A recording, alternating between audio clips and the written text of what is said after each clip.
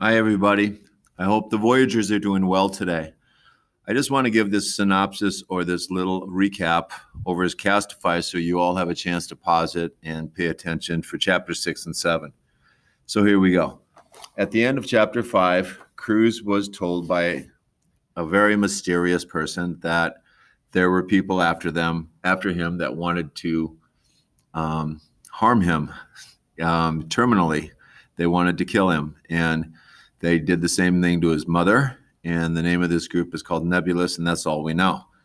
Chapter 6, Dugan did do what Cruz did find Dugan and took him back to the cave, and at the cave is where they went through a simulation of a stampede that occurred, and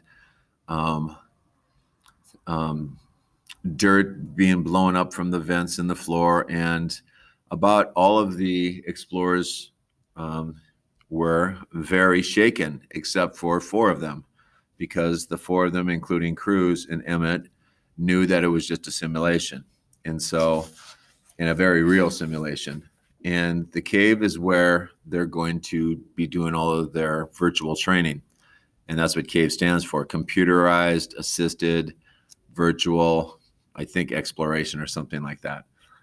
So that's how chapter 6 went. And Dr. Hightower, the director of the academy, sorry about that beep in the background, said at the final end, this is, how the year's going to look. We're going to give you a lot of work. We're going to do practice in this cave, and laid out kind of what to expect. And then she made the teams, and Cruz was very happy that he's on the team with Emmett, Renshaw, Sailor, Brandis, and he's not too happy that Dugan's on the team. Chapter 7 begins with Cruz talking to Lanny and explaining to her about the mysterious stranger and the threats that were being made. Lanny was worried, talked about telling Cruz's dad, which they did not, talked about telling Aunt Marcel, which Cruz has not yet, but Cruz will talk to her about some of the situation, I'm sure.